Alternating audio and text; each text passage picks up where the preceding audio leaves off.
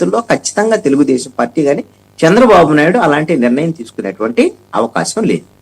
మరి అలాంటప్పుడు ఎందుకు ఈ చర్చ పెట్టారు? మరి ఈ చర్చ ముందుకు రావటం కారణం ఏంటి అని అంటే ఒకటే, మీరు గమనిస్తే ఆంధ్రప్రదేశ్ ప్రభుత్వ పనితీరులో కానివ్వండి, లేకపోతే రాజకీయాల్లో కానివ్వండి, జనసేన అధినేత పవన్ కళ్యాణ్ జట్టు స్పీడ్లో దూసుకుని వెళ్తున్నాడు.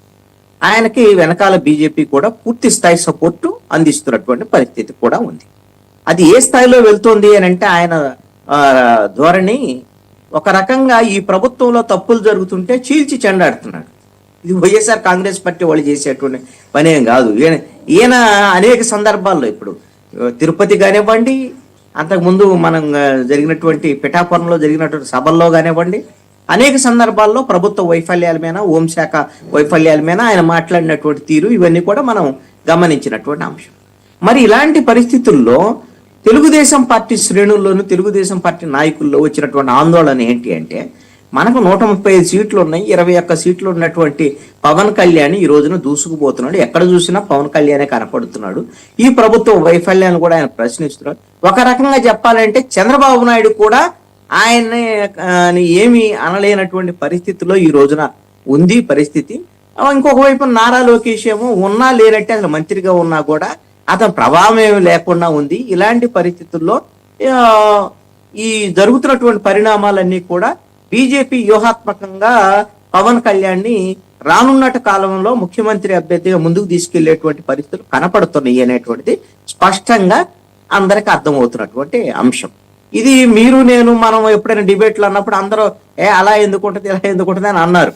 మరి ఇప్పుడు వీళ్ళ ఆస్థాన విద్వాంసులు ఎవరైతే తెలుగుదేశం పార్టీకి సంబంధించినటువంటి వాళ్ళు ఎవరైతే ఇప్పుడు రాధాకృష్ణ అండి, కృష్ణాంజనేయులు గారు నారా లోకేష్ కల్ట్ పేరుతో ఒక ట్వీట్ ఏమిటంటే, కొన్ని బ్లా బ్లా బ్లా అది నేను మాట్లాడను, మీ డిప్యూటీ సీఎం తాలూకా డాష్ డాష్ ఒక్కడైనా చెప్పండిరా, మీ డిప్యూటీ సీఎంకి అంత దమ్ముంటే వెళ్ళి వీళ్ళతో 1 అవర్ చిట్ చాట్ చేయండి డాష్ డాష్, మీ వాడికి సలాం కొడతాం. ఇక్కడ ఆ స్థాయిలో చేయాల్సిన అవసరం ఉందా?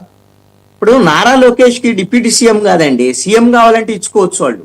కానీ పవన్ కళ్యాణ్ ని ఎందుకు టార్గెట్ చెయ్యాలి? అది సోషల్ మీడియా వేదికగా జరిగేటువంటి వాటిలో ఈ ట్వీట్స్ అన్ని కూడా మీరు చూసిన కొన్ని తక్కువ, ఇంకా చాలా చాలా అసభ్యంగాను లేకపోతే ఒక టార్గెటెడ్ గా దాడి జరిగినటువంటి పరిస్థితి ఉంది.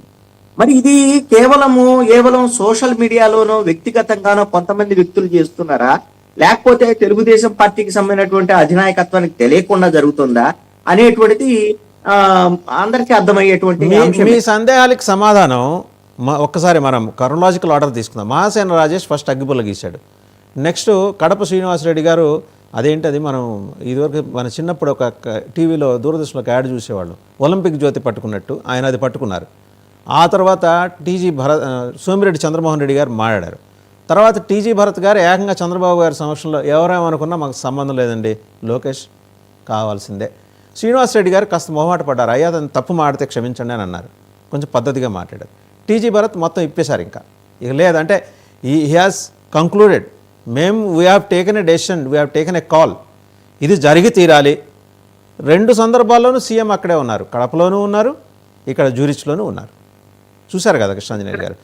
అది ఇప్పుడు తెలుగుదేశం పార్టీ అధిష్టానం ఈ మొత్తాన్ని ఆపేయమన్నది అన్న తర్వాత వచ్చినటువంటిది, టీజీ భరత్ మాట్లాడినటువంటిది, ఇవన్నీ ఆ తర్వాత మాట్లాడినటువంటి అంశాలు.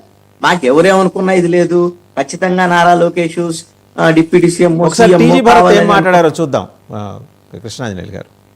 డైనమిక్ యూత్ లీడర్ మా నారా లోకేష్ గారు, హైలీ ఎడ్యుకేటెడ్,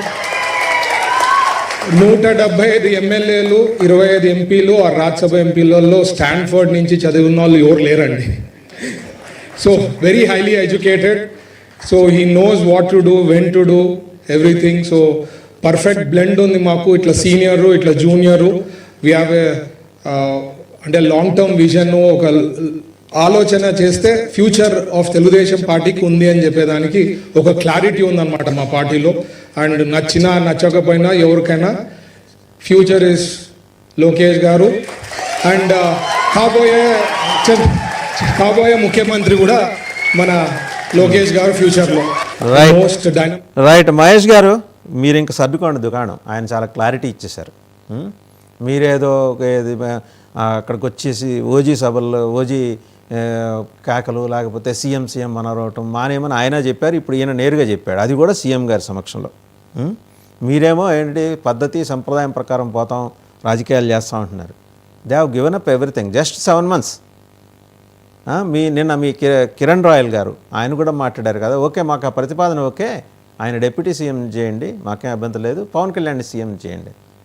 ఇవన్నీ ఏంటి, ఈ మాటలన్నీ ఎందుకు వస్తున్నాయి? సూపర్ 6 నుంచి డైవర్ట్ చేయడం కోసం జనాల అటెన్షన్ని మీరిద్దరు కలిసి మాట్లాడడం చేస్తున్నది ఇదంతా. సార్ ముందుగా నాకు అవకాశం ఇచ్చిన మీకు అలాగే ప్యానల్ నుండి నాయకులందరూ కూడా శుభోదయం తెలియజేసుకుంటూ, ఓకే సార్ ఇప్పుడు ఇవన్నీ ఎక్స్పెక్ట్ చేసి ఇవన్నీ ఎక్స్పెక్ట్ చేయకేం కాదు చెప్పాలంటే. ఇదంతా కూడా మెంటల్లీ కూడా మేము అందరూ కూడా ప్రిపేర్ అవుతున్నాం. ఇప్పుడు అంటే మెంటల్లీ ప్రిపేర్ అవ్వడం అంటే డెఫినెట్లీ పొత్తులో ఇలాంటివి పెట్టడం ఇదంతా కూడా కామన్ అనిపిస్తుంది. ఇప్పుడు మీరు తీసుకొచ్చిన ట్వీట్లు కానీ నేను చేయలేదండి, నేను చూపించాను అంతే, నేను తీసుకురాలా, నేను చూపించాను అంతే. అదే సార్ ఎవడెవడో గొట్టంగా ఎవడెవడో పనికిరా